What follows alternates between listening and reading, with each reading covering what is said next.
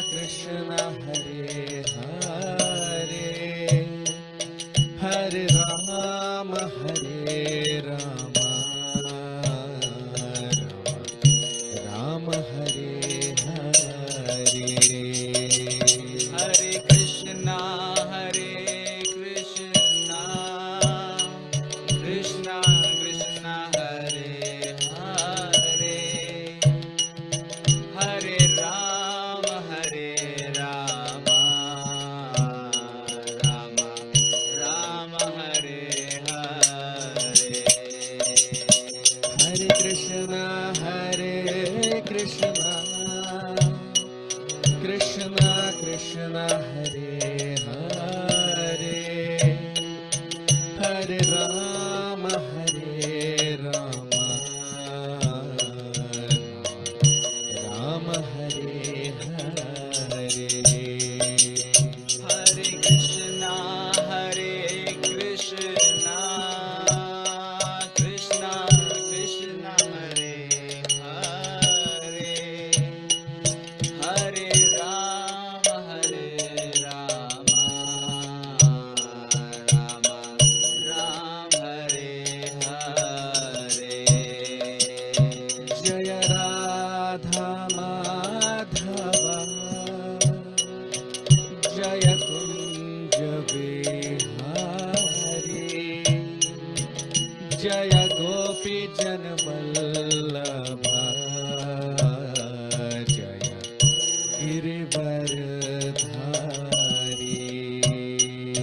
Jai Radha Madhava, Jayo Kunja Vihari, Jayo Gopi Janvallabha, Girivardhari. Jaya Radha Madhava,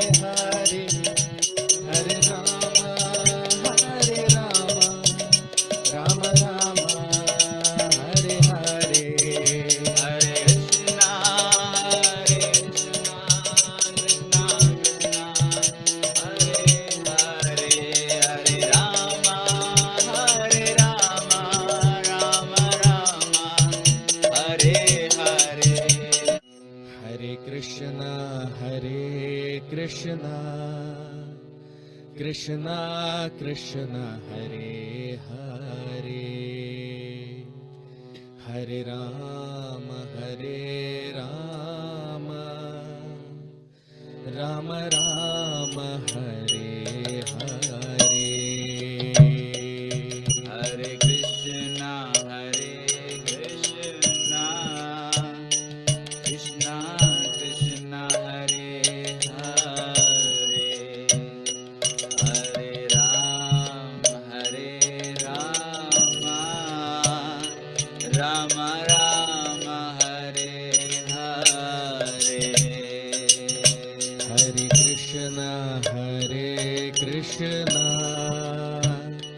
Krishna Krishna Hare Hare, Hare Rama Rama Rama Hare Hare. Hare Krishna, Krishna Krishna Hare Hare, Hare Rama, Rama Rama Hare Hare. Hare Krishna Krishna Krishna Hare Hare, Hare Rama Rama Rama Hare Hare. Hare Krishna, Krishna Krishna Hare Hare, Hare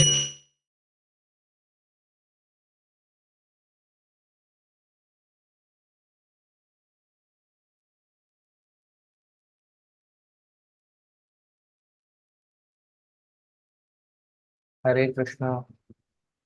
So, a very warm welcome to all of you for today's session on the Srimad Bhagavatam. We'll start our session with the prayers.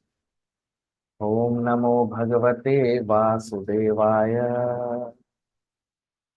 Om Namo Bhagavate Vasudevaya. Om Namo Bhagavate Vasudevaya. Narayanam Namaskritya Naram Chaiva Narottamam Devim Saraswatim Vyasam Tato Jayamudiraye Nashtaprayeshu Bhadreshu Nityam Bhagavata Sevaya Bhagavati Uttama Shloke Bhaktir Bhavati Naistiki. So in our previous session,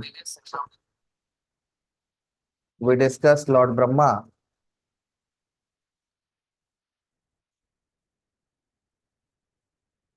He is blessing his son, his obedient son, Swayambhuva Manu. And then Swayambhuva Manu asked him, he asked Lord Brahma, how can I and my wife serve you? And then Lord Brahma blesses them and says that you and your wife, you produce good children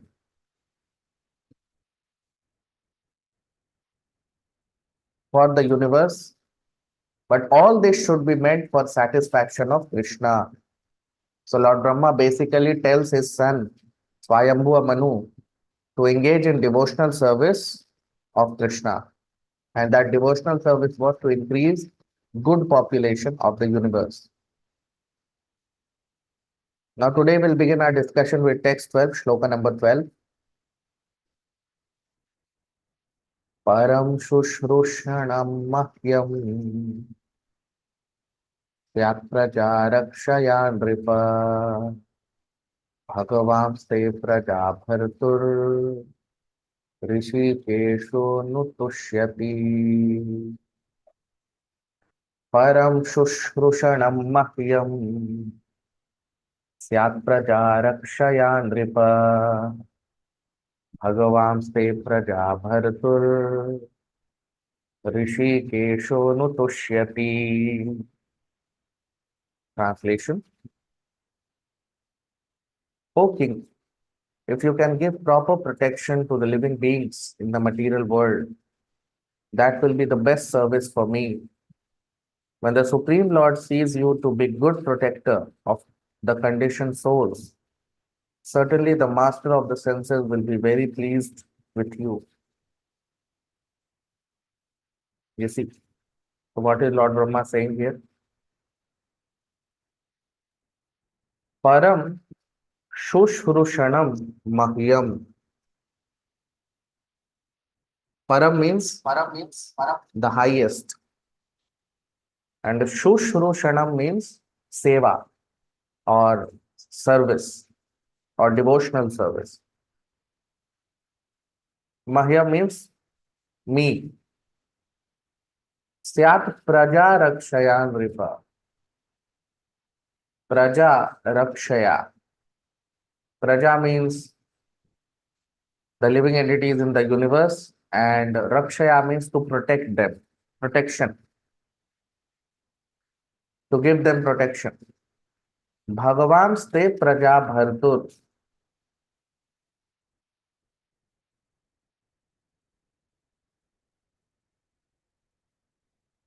Bhagavan means Krishna. Te praja bhartur.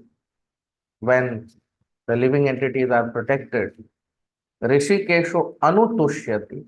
Then Rishikesh, Krishna, will be anutushyati. Anutushyati means satisfied.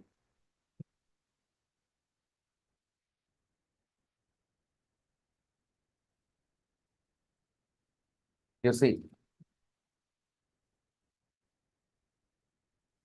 very important concept we see here in this shloka.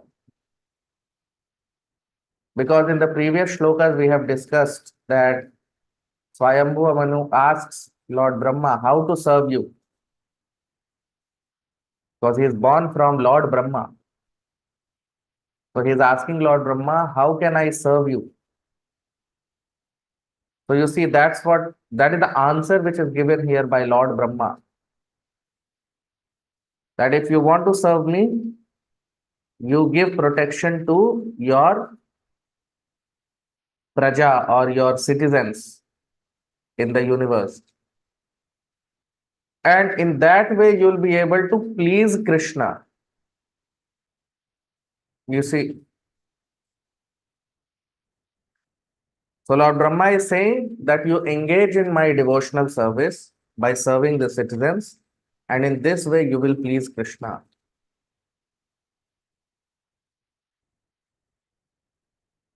So Lord Brahma is saying that you will be engaged in my devotional service, but that will please Krishna. That's what Lord Brahma is saying here. The best service to me is to give protection to the souls, to the conditioned souls in the material world. And in that process, you'll be able to please Krishna. So serving a pure devotee, we please Krishna. When we serve a pure devotee, when we fulfill the desire of a pure devotee, then we please Krishna. That is the process to please Krishna. Now Lord Brahma is a pure devotee, and Swayambhu Manu, when he will serve Lord Brahma, then he will please Krishna. Because the desire of a pure devotee is non-different from desire of Krishna. And that is why when we fulfill the desire of a pure devotee, we please the Supreme Lord, Krishna.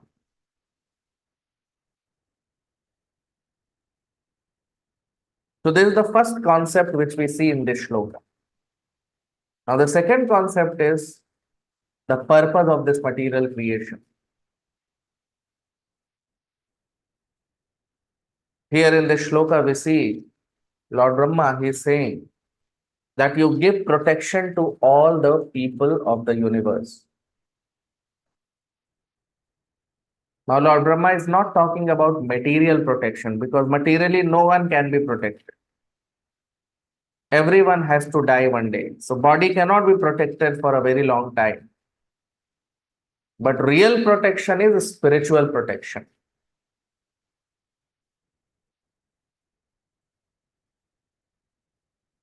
And the kingly order or the administrative order of the universe, every administrator in the universe, whether it is administrator of a country or of a state or of a planet, every administrator must follow the example of Swayambhuva Manu because he is the original administrator of the universe. And every living entity who claims to be administrator, he must follow the example of Swayambhuva Manu.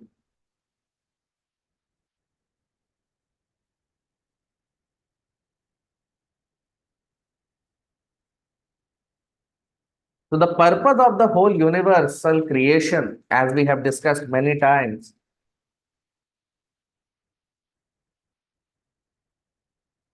the whole purpose of this whole manifestation is that all the living entities, they can become purified from their material desires, because of which they have come into this material world, and they can go back to home, back to Godhead. Every living entity has fallen into this material world. Lord Krishna says in the Bhagavad Gita, Ichha Dvesha Samuthena Dvandva Mohena Bharata. Sarva Bhutani Sammoham Sarge Yanti Parantapa.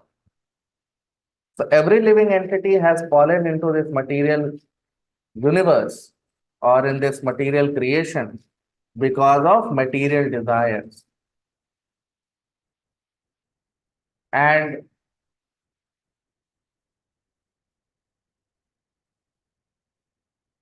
the whole purpose of this material creation is so that living entities are purified of their material desires and they can go back to home, back to Krishna. And the administrative class of the whole universe are meant to guide the people of the universe for this end. So every administrator, every king, every minister, every leader of the society must know his duty. The duty of an administrator or a king is not just to collect taxes from the general public, but no. Every king or every minister or every leader must make sure that all the citizens are trained in Krishna consciousness.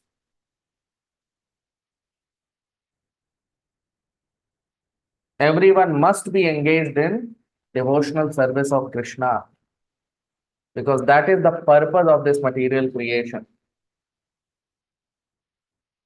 And that is why Krishna says in the Bhagavad Gita, Dharma Sansthapanarthaya Sambhavami Yuge Yuge.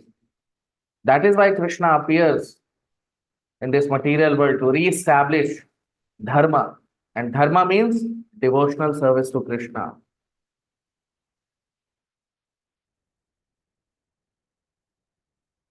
So every living entity is part and parcel of Krishna and he is meant to satisfy Krishna. That is why Krishna is called as Yajna Purusha. Because all our activities are meant for satisfaction of Krishna, the Supreme Lord.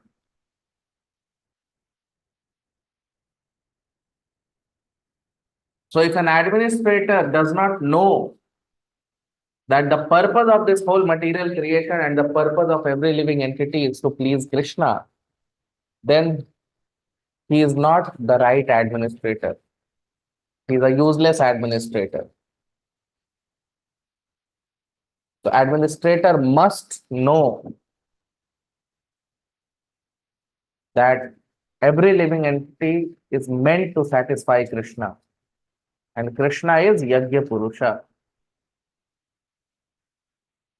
So that is why when living entities are trained in devotional service to Krishna,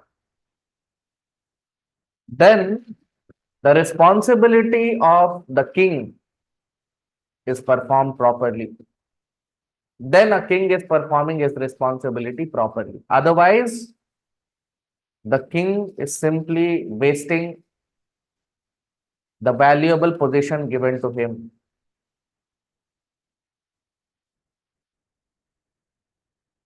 And then he will be punished by the laws of material nature because he has wasted his position which was given to him by the Supreme Lord. So the only purpose of a king or an administrator is to engage people in devotional service of Krishna. Train people to engage in yajna, and in this way, whole population of the universe or whole population of the kingdom will become sinless. And until unless people are sinless, they cannot go back to home, back to Godhead. And when everyone in this world is sinless, then this world will become a better place to live. There will be no shortage of food supply. There will be no shortage of anything. People will be happy. At the end of life, they will all go back to home, back to Godhead. This is the perfect way of administration in this material creation. And Manu is the personification of perfect administrator in this material creation.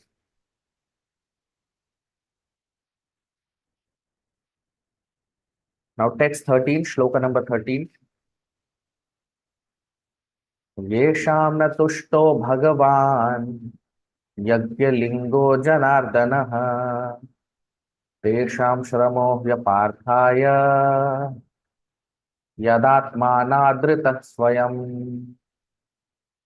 येषां न तुष्टो भगवान् यज्ञलिङ्गो जनार्दनः तेषां श्रमो ह्यपार्थाय यदात्मानादृतः स्वयम्. Translation: the Supreme Personality of Godhead Janardhan, Lord Krishna, is the form to accept all the results of sacrifice. If he is not satisfied, then one's labor for advancement is futile. He is the ultimate self, and therefore one who does not satisfy him certainly neglects his own interest. Now you see, Lord Brahma is telling Swayambhuva Manu exactly what a pure devotee would say. So what is Lord Brahma saying? Yesham na tushto Bhagavan. Na tushto Bhagavan. One who does not. Tushto means to satisfy or to please. So Yesham na tushto Bhagavan. One who does not please Krishna. Yajna lingo. Yajna lingo means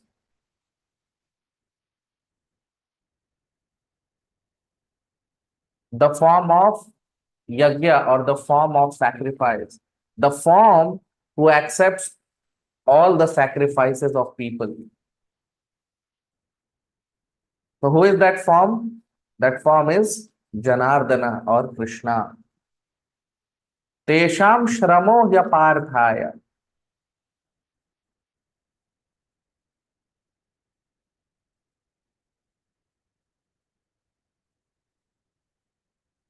Tesham shramo.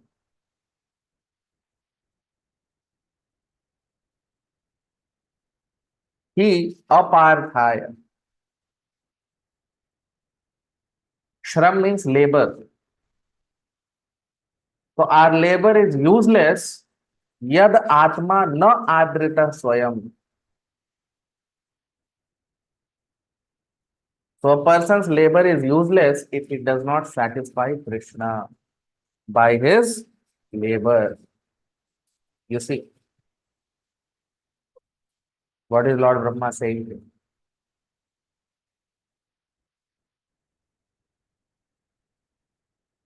Very beautifully, Lord Brahma is instructing his son, Swayambhu Manu, about the science of Krishna consciousness. Lord Brahma is instructing Manu in the science of Krishna consciousness. This is the science of Krishna consciousness. Yesham na tushto Bhagavan. If a person does not satisfy Bhagavan or Krishna,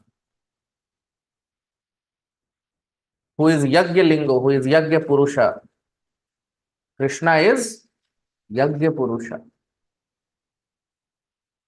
So if a person does not satisfy Krishna, who is Yajna Purusha, then all his endeavor, all his effort, all his labor is simply useless waste of time.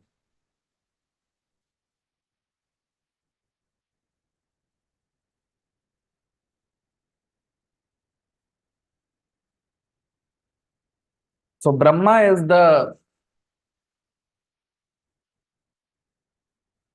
he is installed by the Supreme Lord as the supreme administrator of the universe, supreme living entity of the universe.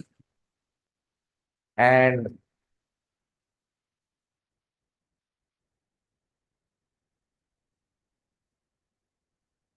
Lord Brahma, he is given that responsibility. And Lord Brahma is handing over that responsibility to his successor, Swayambhuva Manu.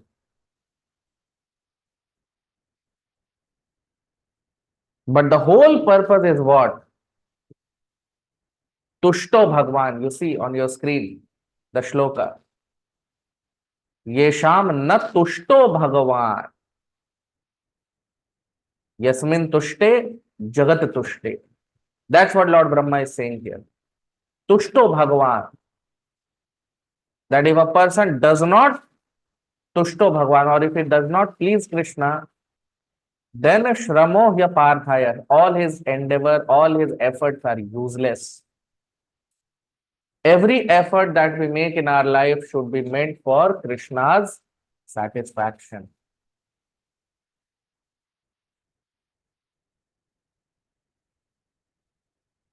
So Lord Brahma knows how to satisfy Krishna because he is a pure devotee of Krishna. Only pure devotees of Krishna, they can satisfy Krishna.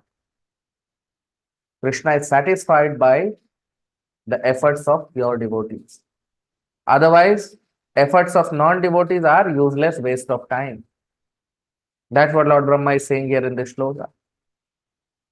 So Lord Brahma knows how to make efforts so that Krishna is satisfied. And that same knowledge he is giving to his successor, Swayambhuva Manu. This is the duty of every living entity in the universe. Every pure devotee, every devotee of the universe, they must know because they know how to satisfy Krishna, and they must pass on this message or knowledge to their successors. That is the whole purpose of family life. That is the whole purpose of becoming a mother or father or an administrator like a king. That whoever may be our subject, we must pass on this message of Krishna consciousness, the science of Krishna consciousness, how to please Krishna to our successors or our subjects. We must pass on this message. A father must pass on this message to his son. A spiritual master must pass on this message to his disciple. Now, Lord Brahma happens to be father as well as a spiritual master for his son, Swayambhuva Manu. And Lord Brahma is performing his duty of guru as well as father perfectly.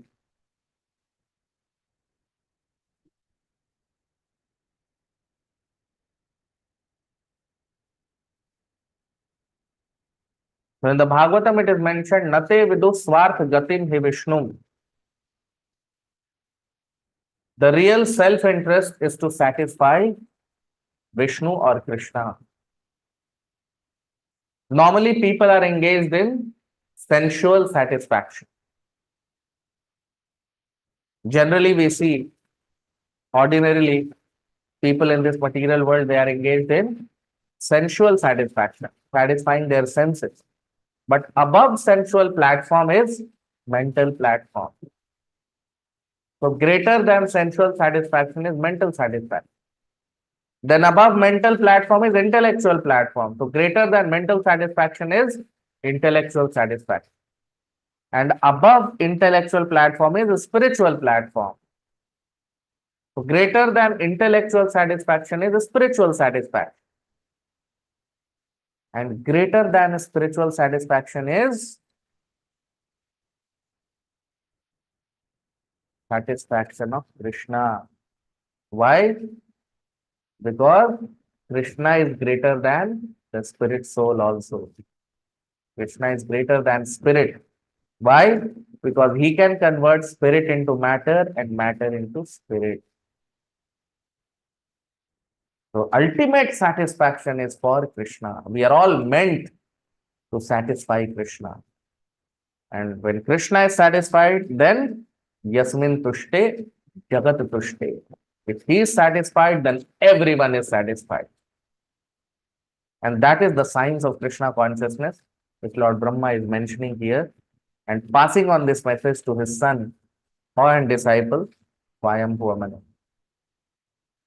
So all of you can like the video, comment, subscribe. We'll stop here. We'll continue our discussion. Thank you very much. Hare Krishna.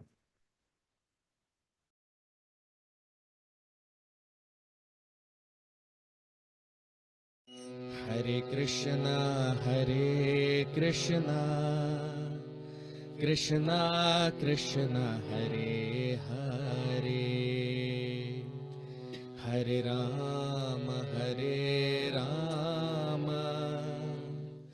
Rama Rama, Hare Hare. Hare Krishna, Krishna Krishna, Hare Hare, Hare Ram, Rama Rama, Hare Hare. Hare Krishna, Krishna Krishna, Hare Hare, Hare Rama, Rama Rama, Hare Hare. Hare Krishna, Krishna Krishna, Hare Hare, Hare Ram, Rama Rama, Hare Hare. Hare Krishna, Krishna Krishna, Hare Hare, Hare Rama,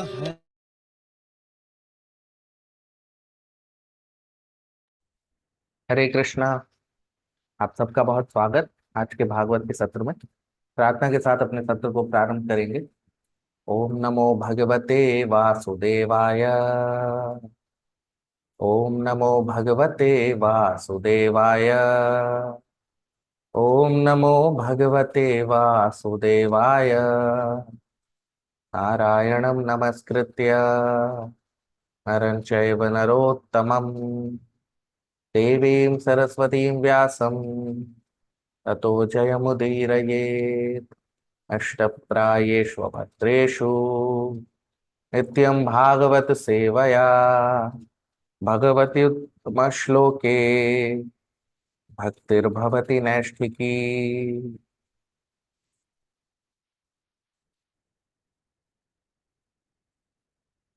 तो हमने देखा अपने पिछले सत्रों में कि किस प्रकार ब्रह्मा जी के जो पुत्र हैं स्वयंभू मनु, वो ब्रह्मा जी से प्रश्न कर रहे हैं कि आप हमारे पिता हैं और हम आपको कैसे आपकी सेवा करें। और ब्रह्मा जी भी अपने प्रिय पुत्र से उनको आशीर्वाद दे रहे हैं और कह रहे हैं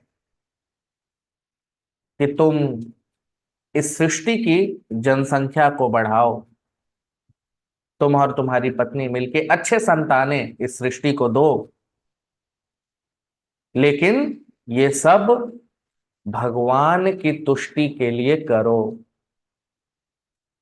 कृष्णा को तुष्ट करने के लिए ये सब तुमको करना है। तो ऐसा ब्रह्मा जी ने स्वयंभू मनु को बताया है। अब आज हम अपनी चर्चा करेंगे तीसरे स्कंद के 13वें श्लोक के 13वें अध्याय के 12वें श्लोक।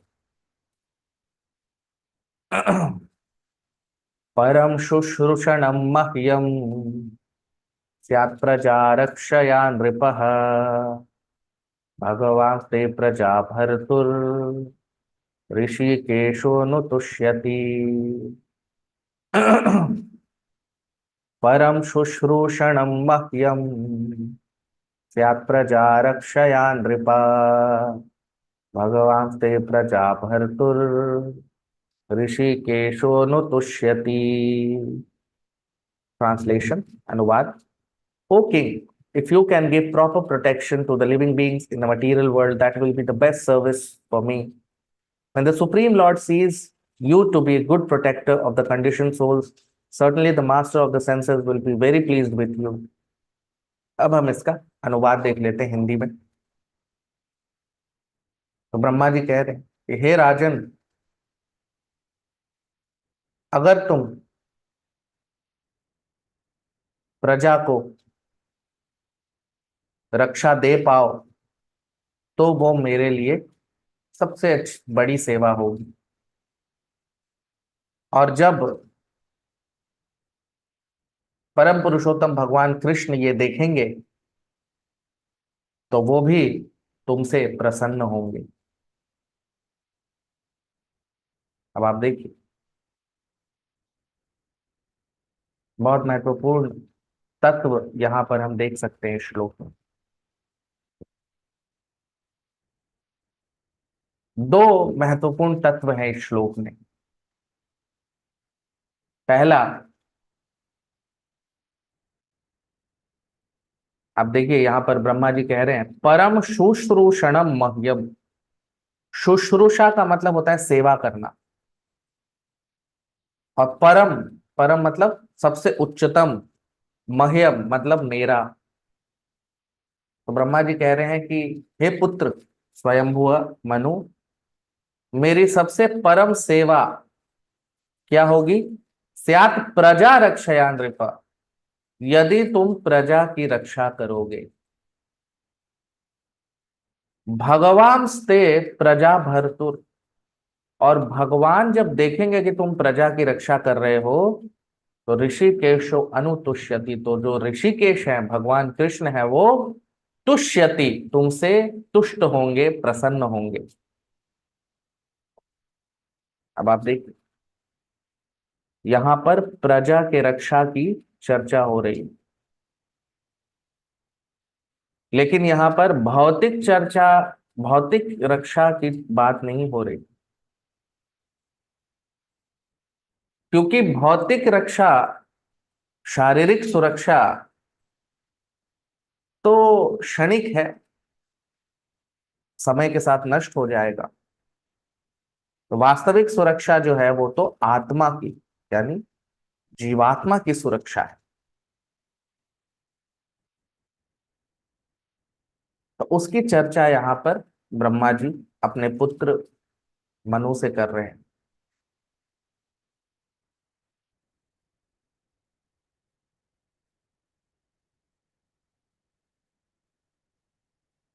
तो वो कह रहे हैं कि यदि तुम प्रजा की रक्षा करोगे तो वो मेरी सेवा होगी, और मेरी सेवा करोगे इस तरीके से, तो उससे तुम भगवान को तुष्ट करोगे। तो अब आप देखिए, बहुत ही महत्वपूर्ण तत्व है। जो पहला तत्व यहाँ पर हम देख रहे हैं वो क्या है? क्योंकि हमने चर्चा किया था कि इससे पहले स्वयंभुव मनु जो हैं, वो ब्रह्मा जी से उन्होंने प्रश्न किया कि मुझे आपकी सेवा कैसे करनी है वो बताइए। तो ब्रह्मा जी अब वही बता रहे हैं, वही उत्तर यहाँ पर दे रहे हैं कि मेरी जो परम सेवा है पुत्र स्वयंभुव मनु, मेरी जो परम सेवा है वो है प्रजा को आध्यात्मिक सुरक्षा दो।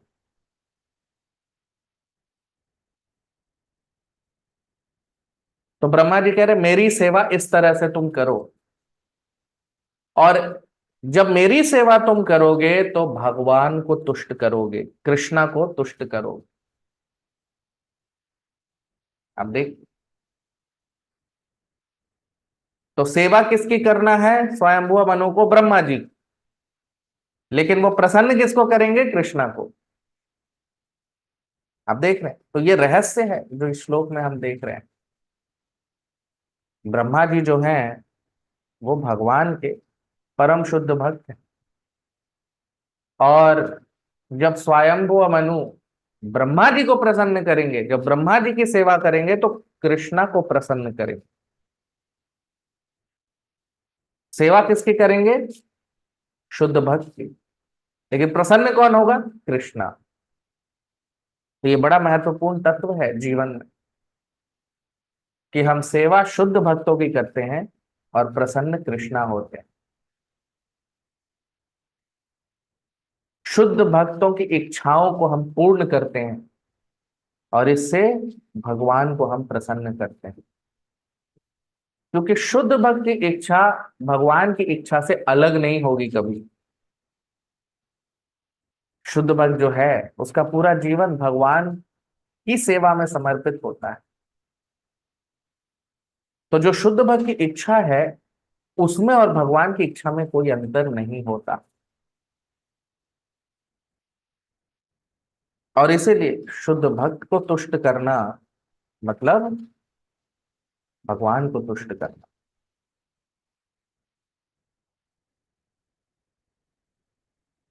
तो ये तो पहला तत्व हो गया इस श्लोक का। दूसरा तत्व, अब मनु कौन है? तो ब्रह्मा जी जो हैं वो इस सृष्टि के पहले राजा कह लें या पहले प्रजापति हैं, और उसके बाद वो अपने जो वंशज हैं जैसे स्वयंभुव मनु, उनको ये दायित्व वो दे रहे हैं।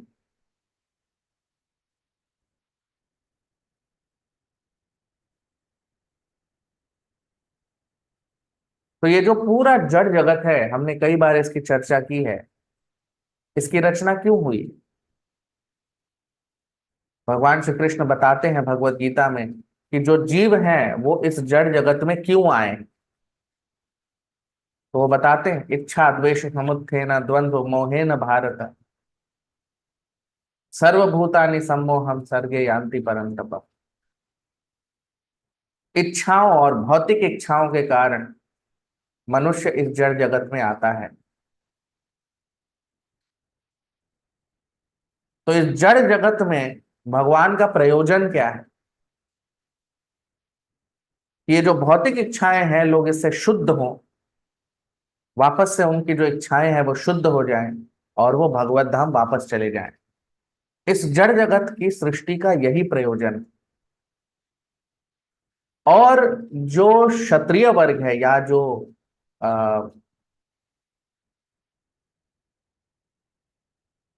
शासक वर्ग है, उसका यह दायित्व है कि भगवान की इस इच्छा का निर्वहन वो करें।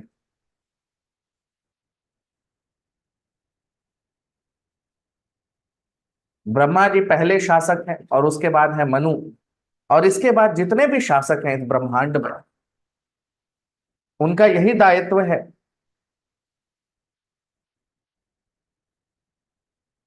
कि किसी भी प्रकार से वो इस जगत में, इस सृष्टि में भगवान की जो इच्छा है उसको पूरी करें।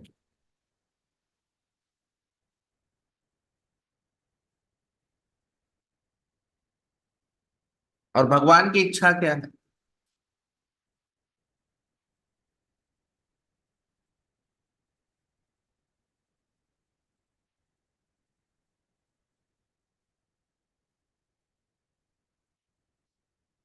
भगवान अपनी इच्छा बताते हैं भगवत गीता में। धर्म संस्थापनार्थाय संभवामि युगे युगे। धर्म की स्थापना के लिए भगवान युग युग में प्रकट होते हैं। और धर्म क्या है? धर्म है हरि को तुष्ट करना, भगवान को तुष्ट करना। तो जो भी शासक वर्ग है इस सृष्टि में, उनका यह दायित्व है कि वो अपनी प्रजा को कृष्ण भक्ति का विज्ञान उसमें प्रशिक्षण दें। एक राजा या एक शासक का दायित्व सिर्फ ये नहीं है कि वो बस टैक्स लेता रहे, कर लेता रहे लोगों से। सिर्फ कर लेना उसका दायित्व नहीं है। उसका दायित्व है कि जो भी प्रजा है उसके, उन्हें वो कृष्ण भक्ति में उनका प्रशिक्षण हो,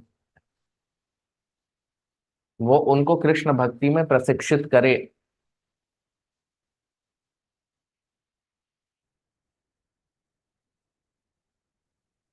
क्योंकि जितने भी जीव हैं वो सभी भगवान के अंश हैं, और हम सब बने ही भगवान को तुष्ट करने के लिए हैं।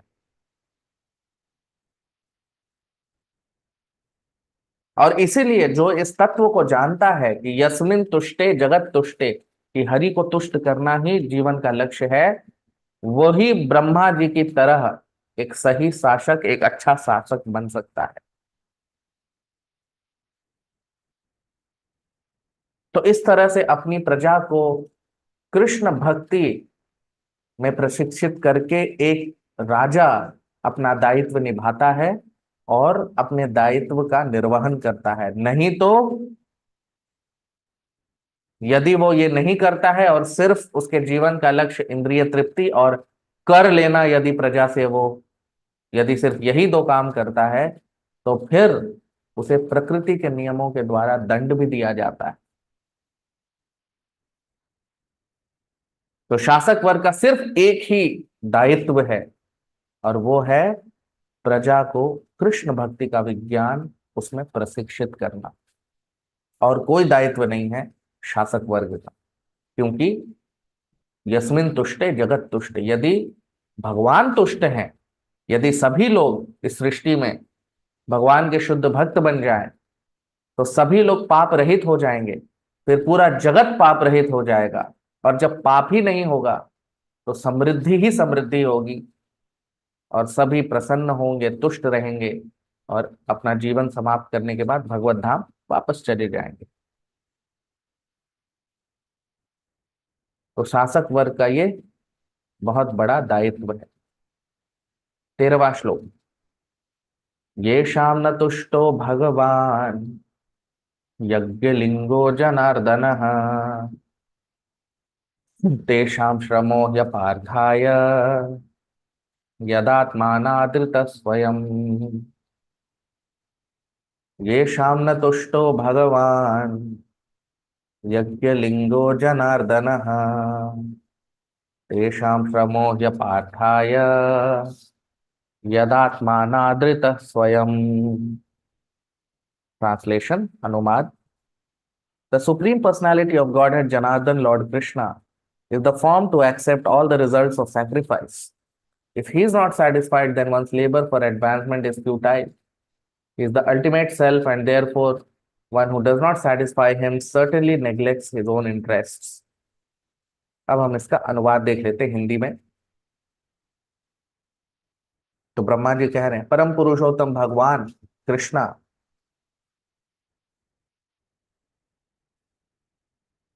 सारे यज्ञों के भोक्ता का रूप है। यदि वो तुष्ट नहीं है तो हमारा श्रम जो है वो व्यर्थ है। वही वास्तविक परम पुरुषोत्तम है, और जो उनको तुष्ट नहीं करता वो अपना जीवन व्यर्थ में गंवा देता है। तो आप देखिए, येषाम न तुष्टो भगवान,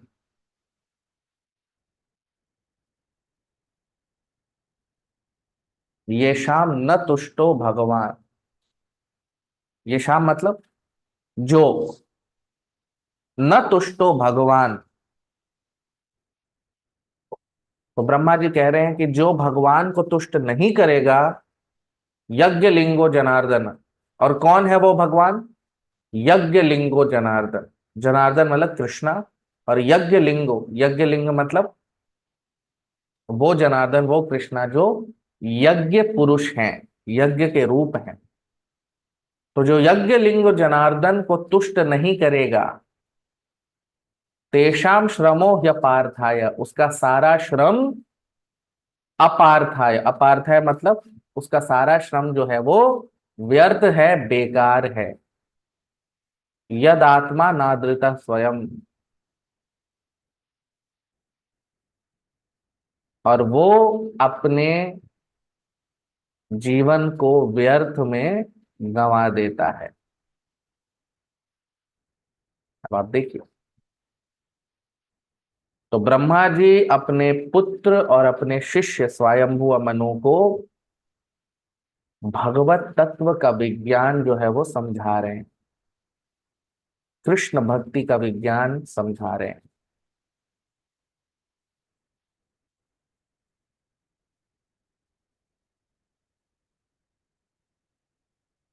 कि यदि कोई मनुष्य भगवान को तुष्ट नहीं कर रहा, तो अपना जीवन वो बेकार कर रहा है। उसका सारा जो श्रम है, उसकी सारी मेहनत, वो सब बिल्कुल ही बेकार है, किसी काम की नहीं है, उसका पूरा जीवन व्यर्थ है।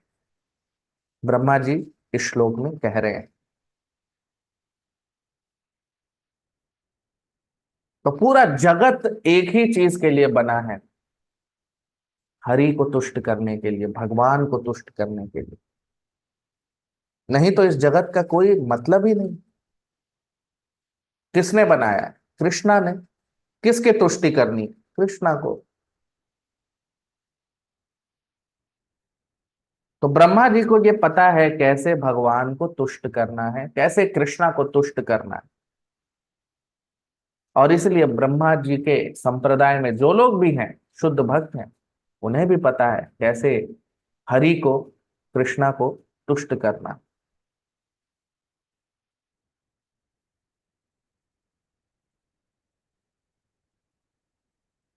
तो भगवान तुष्ट होते हैं भक्ति से, सेवा से।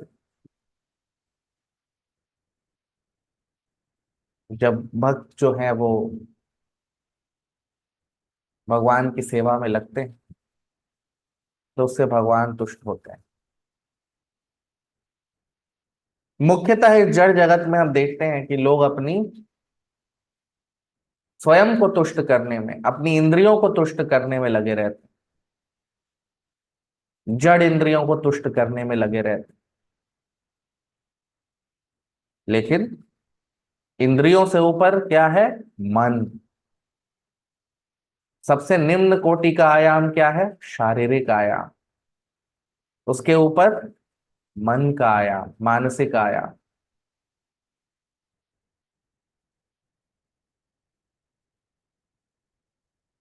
तो इंद्रियों को तुष्ट करने से ऊपर है मन को तुष्ट करना।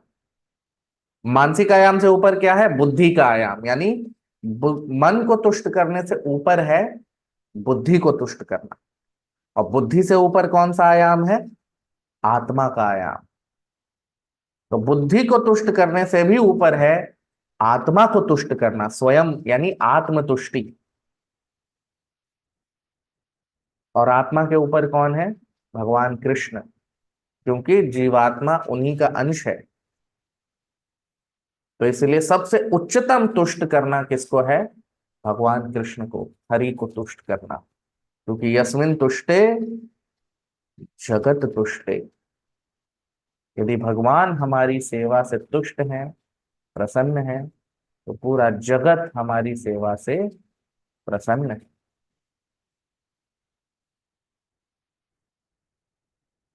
तो स्वयं ब्रह्मा जी जो इस सृष्टि के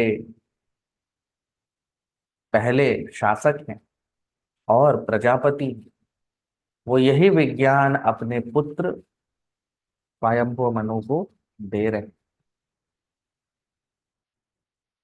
तो ये कृष्ण भक्ति का, कृष्ण तत्व का जो विज्ञान है, वो यहाँ पर इस श्लोक में हम उसका जो तत्व है वो देख रहे हैं। सबसे महत्वपूर्ण तत्व इस पूरे सृष्टि का वो हम यहाँ पर देख रहे हैं। इस पूरी सृष्टि का निर्माण हुआ है हरि को तुष्ट करने के लिए। हम सब बने ही भगवान को, हरि को तुष्ट करने के लिए।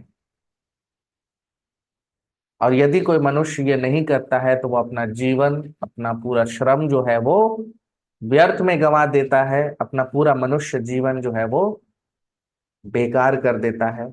कोई लाभ नहीं है ऐसे श्रम का जिस श्रम से हरि तुष्ट न हो, जिस श्रम से भगवान तुष्ट न हो।